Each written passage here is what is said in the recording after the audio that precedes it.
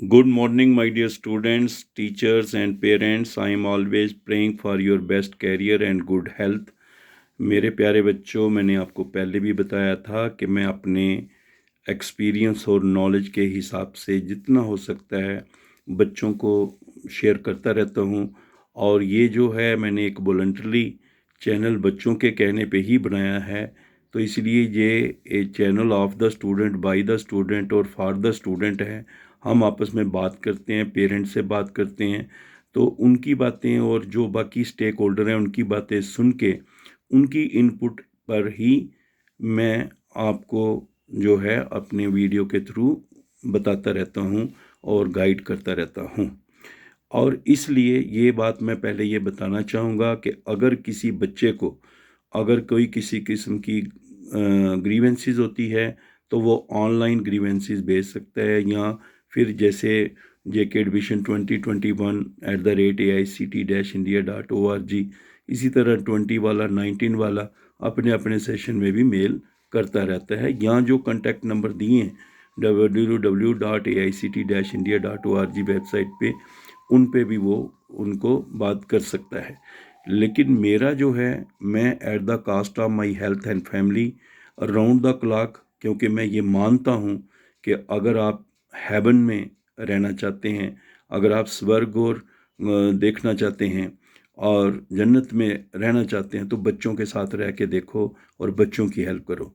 तो उसके लिए मैं दिन रात काम करता रहता हूँ और कई बार अपनी हेल्थ का और उसके साथ अपनी जेब से भी पैसा खर्च करता हूँ, क्योंकि बच्चों को जितना हो सके मैं उनके लिए हेल्प कर सकूं। और कोई भी सर्कमस्टांसिस हों, मैं पूरी कोशिश करता हूं। और मुझे बहुत खुशी है कि शुरू से लेके अभी तक बच्चे बहुत प्यार करते हैं और बड़े प्यार और इज़्ज़त से बुलाते हैं और अपनी प्रॉब्लम्स बताते हैं। सबका तो मैं क्या बोलूं कि, लेकिन मैक्सिमम का जितना हो सके मैं उनकी प्रॉब्लम को सॉल्व करता हूं।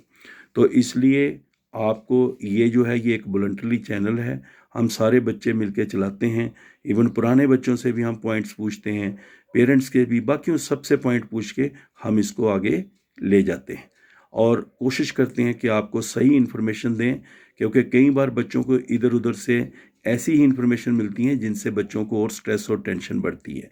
तो इसलिए आप इसमें अपनी ऑब्जर्वेशन ज़रूर दें, आपको जो अच्छा सुजेशन है भी ज़रूर दें, लेकिन इसमें बिल्कुल ये मैं बताना चाहूँगा कि आप वही कमेंट करें जो हमारी गाइडेंस और काउंसलिंग के साथ या बच्चों की इन्फॉर्मेशन के साथ जुड़े हुए हैं।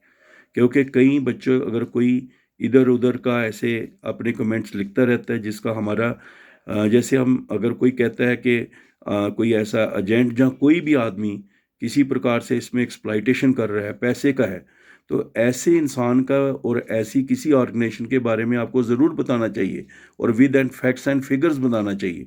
क्योंकि मैं फर्मली बिलीव करता हूँ कि जो भी इंसान बच्चों के पैसों के साथ खिलवाड़ करेगा वो कभी भी सुखी नहीं रह सकता है। और जहाँ कोई ऐसा झूठा अच्छे इंसान के लिए इधर उधर की बात करेगा, वो भी खुश नहीं रह सकता है। और ऊपर वाला ऐसों को उठा ही ले तो अच्छी बात है, ताकि एक नीट एंड क्लीन समाज हो और अच्छे लोग जो हैं अच्छे बच्चों के साथ रह के अच्छे काम कर सकें। तो इसलिए मेरे प्यारे बच्चों, सबसे पहले ये है कि अभी जहाँ तक रजिस्ट्रेशन की बात है तो वो अभी शुरू नहीं हुई है, और अभी उम्मीद है कि नेक्स्ट मंथ से किसी भी डेट से शुरू हो सकती हैं। बच्चों को, जिन बच्चों ने 22-23 के लिए एडमिशन लेनी है और जिन्होंने 21-22 में 10+2 पास करके रखा है या 10+3 का डिप्लोमा पास करके रखा है, वो अपने डॉक्यूमेंट्स तैयार करके रखें, क्योंकि वो बच्चे इसके लिए अप्लाई कर सकते हैं। जैसे ही रजिस्ट्रेशन का प्रोसेस शुरू होगा तो वो अपने डॉक्यूमेंट, जैसे डोमिसाइल सर्टिफिकेट है, इनकम सर्टिफिकेट है, जैसे उनका अगर कोई कैटेगरी है उसका सर्टिफिकेट है, उसका आधार कार्ड है, बैंक अकाउंट आधार लिंक जो है, आधार सीडेड जो है, वो अपना बना के रखें। उसका अपना ईमेल आईडी, अपना पासवर्ड, और ये अपनी सारी डिटेल, 10th का सर्टिफिकेट है, 12th का रोल नंबर है, जो पास हो गए उनके पास तो सर्टिफिकेट भी है, और इस तरह डेट ऑफ बर्थ का सर्टिफिकेट है। तो ये सारी चीज़ें जो हैं, और अगर सबसे इम्पॉर्टेंट, मैंने पहले भी बताया था, किसी भी सर्टिफिकेट में या बोर्ड के या किसी भी जगह से अगर कोई किसी सर्टिफिकेट में कोई मिसमैच है, कोई स्पेलिंग मिस्टेक हैं, वो पहले ठीक करा लें ताकि बाद में दिक्कत ना आए। सो माय डियर स्टूडेंट्स, आप जो जनरल कोर्सेज वाले बच्चे हैं उनके लिए एक एडवाइजरी थी जो नोटिफाई किया गया था कि उनको common university entrance test pass करना है जो सेंट्रल यूनिवर्सिटी में एडमिशन लेंगे। PM++ के थ्रू भी सेंट्रल यूनिवर्सिटी में बच्चे जाते हैं, तो वो उसके लिए वो पास करेंगे और उनको ये पास करके रखना है।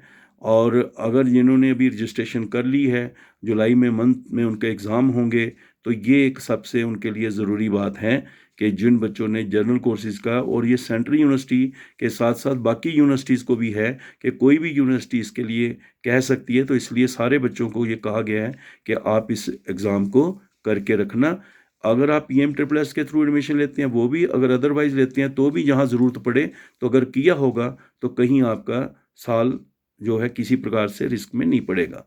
इसी तरह जो इंजीनियरिंग वाले बच्चे हैं जो IIT, NIT इनमें जाते हैं, जहाँ इंस्टीट्यूशंस ऑफ नेशनल इम्पोर्टेंस के हैं, तो उनके लिए वो JEE मेन वगैरह एग्ज़ाम जो है वो करके रखते हैं और उनको करके रखना चाहिए।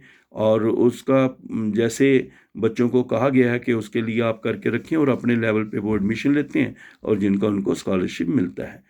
लेकिन जो वैसे इंजीनियरिंग में बच्चे एडमिशन लेते हैं उनका वो 12th के मेरिट के हिसाब से उनकी जो अपनी ब्रांचेस है उसका मेरिट बनता है। तो इसलिए हम बच्चों को यही है कि अगर कोई JEE मेंस जो है करके रखना चाहिए ताकि आपको किसी ना किसी कम्पिटिटिव एग्ज़ाम में या किसी और जगह आप ऐसी जगह जाते हैं जहाँ उसकी रिक्वायरमेंट है तो आपको कोई दिक्कत ना हो। लेकिन ये बच्चों के दिमाग में अगर अभी कन्फ्यूजन है कि सबके लिए JEE मेंस एडवांस कर दिया, पता नहीं कहाँ कहाँ से बच्चे क्या बोलते हैं, अभी कोई उसके बारे में ऐसा नहीं है। और सिर्फ जो हमारे NIT, IIT और इंस्टीट्यूशंस ऑफ नेशनल इम्पोर्टेंस हैं उनके लिए है। और जहाँ फिर कोई और यूनिवर्सिटी जैसे IP यूनिवर्सिटी है, तो अगर वो कहेंगे कि जो नर्सिंग के बच्चे हैं उनका नीट का एग्ज़ाम क्वालिफाई होना चाहिए या कोई इंजीनियरिंग में उसका JEE का एग्ज़ाम पास होना चाहिए, अगर कोई यूनिवर्सिटी मांगती है तो वो उसकी एलिजिबिलिटी हो सकती है। इसलिए सबको एडवाइजरी की जाती है कि अगर आप BSc नर्सिंग का भी सोच रहे हैं तो आपको नीट का एग्ज़ाम रखना चाहिए, या आप JEE का करते हैं वो मेंस का रखना चाहिए, तो जहाँ आप कॉमन यूनिवर्सिटी एंट्रेंस टेस्ट है वो रखना चाहिए। तो इसलिए ताकि बच्चों को कहीं भी ऐसी कहीं रिक्वायरमेंट आ जाए तो कोई प्रॉब्लम ना हो। जैसे पिछले साल कई जगह पर कई इंस्टीट्यूशन ने कहा कि अगर BSc नर्सिंग के लिए भी नीट होना चाहिए, तो इसलिए आपको बार बार इसके बारे में बताया जाता है। और बाकी मेडिकल के लिए तो आपको पता ही है कि उसका नीट का होना ज़रूरी है। तो मेरे प्यारे बच्चों, कोई ज़्यादा टेंशन और स्ट्रेस लेने की ज़रूरत नहीं है।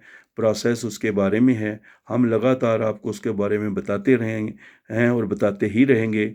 ये इसलिए बताना ज़रूरी हो गया कि बार बार बच्चे फ़ोन कर रहे हैं कि सर ये लास्ट डेट ख़त्म होगी, लास्ट डेट ख़त्म होगी। ऐसा बच्चे PM++ की यहाँ रजिस्ट्रेशन शुरू होने की बात है, उसकी कोई लास्ट डेट क्या, अभी तो उसका प्रोसेस शुरू भी नहीं हुआ है। तो इसलिए ये कन्फ्यूजन अपने दिमाग में मत रखें। बाकी जनरल कोर्सेज़ के लिए जो बच्चे हैं उनका अपना जो है वो रजिस्ट्रेशन करना, या एग्ज़ाम जो जुलाई में होंगे जो नेशनल टेस्टिंग एजेंसी के थ्रू होना है वो अलग उसका रजिस्ट्रेशन है। अगर किसी का कोई नाटा का है, कोई क्लैट का है, कोई मतलब जिन कोर्सेज़ के लिए आपको करना है उसकी कोई रिक्वायरमेंट का कोर्स है, उनका रजिस्ट्रेशन, उनके एग्ज़ाम, उनके क्वालिफाई करना वो एक अलग प्रोसेस है। आप गूगल करके उनको देख सकते हैं और अकॉर्डिंगली उन पे चल सकते हैं। लेकिन जहाँ तक PM++ का है वो उन कोर्सेज़ की रिक्वायरमेंट हो सकती है PM++ के लिए स्कॉलरशिप लेने के लिए। लेकिन जहाँ PM++ की रजिस्ट्रेशन शुरू होती है और अभी उसका प्रोसेस PM++ के स्कॉलरशिप के लिए जो www.aict-india.org पे उसमें दिया होता है, तो वो अभी शुरू नहीं हुआ है। आप अपने डॉक्यूमेंट तैयार रखें और अगर उनमें से किसी कॉम्पिटिटिव एग्ज़ाम, अगर किसी एग्ज़ाम की एलिजिबिलिटी के लिए ज़रूरत पड़ती है, क्वालिफाई करने के लिए अगर उसकी रिक्वायरमेंट है तो उसको पहले करके रखें। और इसके साथ ही अगर फिर भी कोई आपका इशू है तो प्रोफेसर जीत नगराल 9411144030 पे आप जो है व्हाट्सएप मैसेज भेज सकते हैं। और जितनी मेरे से कोशिश होती है मैं कोशिश करता हूँ बच्चों को, कभी लेट भी हो जाता हूँ, बाहर रहता हूँ तो फिर लेट भी हो सकता हूँ, और लेकिन जितना मेरे से हो सकता है मैं उनका रिप्लाई देता हूँ, जहाँ उनके पॉइंट सारे देख के वीडियो डाल देता हूँ। All the best, good day, thank you very much.